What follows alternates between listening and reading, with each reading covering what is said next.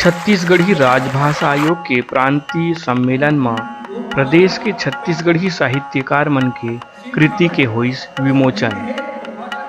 छत्तीसगढ़ राजभाषा आयोग के 8वां प्रांतीय सम्मेलन के आयोजन राजधानी रायपुर के एक होटल में 1 और 2 मार्च के रखे गिस, जेमा प्रदेश के मुख्यमंत्री विष्णुदेव साय पहुना के रूप में उपस्थित रहिस।